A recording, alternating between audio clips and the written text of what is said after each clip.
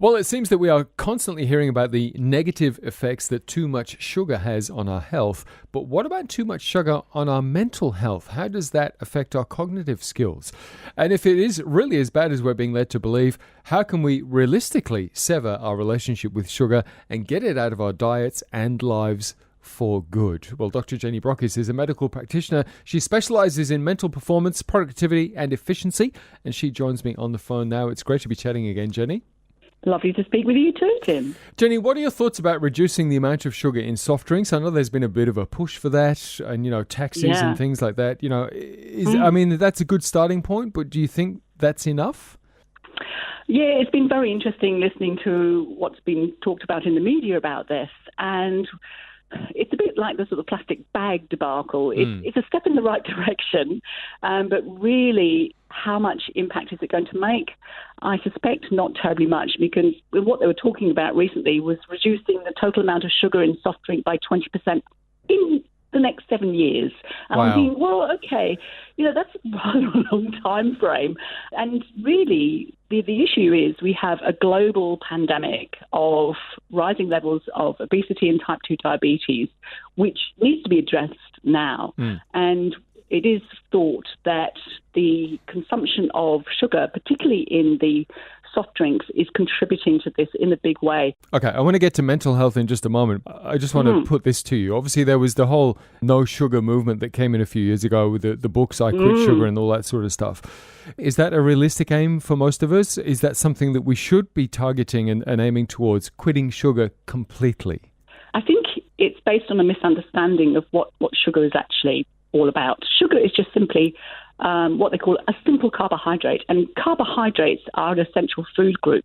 The issue for us as a society is that we consume too much simple sugar in the form of glucose and sucrose in processed and packaged foods. We find sugars in other foods such as fruits and vegetables and legumes, and they're fine. We don't need to worry about them. So when we say, I quit sugar, as if it's sort of a badge of honour, it's a complete nonsense, because as far as the brain is concerned, glucose is its primary source of fuel. Right. And some people have found if they go on a low carbohydrate diet, which means they eliminate as much sugar as possible, they find it's quite hard to think. They get that foggy thinking. Yeah. And it's because we rely on the glucose for normal sort of neuronal transmission and healthy thinking. So aside from foggy thinking, if we're coming off sugar, if we have a lot of sugar in our diet, how does that affect our brain and how that works and how we function? It's interesting. Some of the research is a little bit disturbing about this.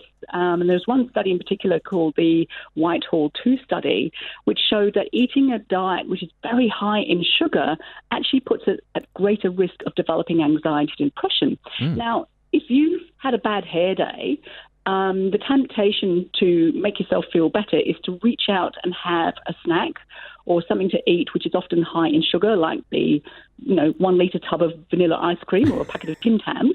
And, we feel so much better afterwards, don't we? Yes, we do.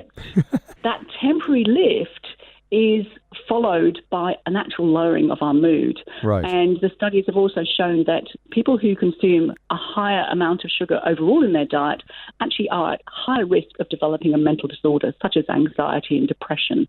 And so we just need to be more mindful that, okay, if we're going to be emotionally eating, and we all do it from time to time, guilty as charged, it's about being aware of that and choosing to somehow limit that consumption to maybe 1 or 2 chocolate biscuits, or maybe just part of the chocolate bar and not the whole thing. Right. That's the way to try and tackle it. I like what you've said today, and I think it's a much more balanced approach as opposed to just eradicating it from our diets completely. And let's face it, like you've said, it's probably almost impossible to do as well, to do that completely. Yeah. So how do we then change our thinking, change what we're eating slightly to make sure that we're getting it in the right amounts for our body? And I think that's a really worthwhile discussion that needs to continue. But we will leave it there for today. Dr. Jenny Brockis has been my special guest. Jenny, thanks so much for your time and your input. We appreciate it. We'll talk soon. My pleasure. Thank you.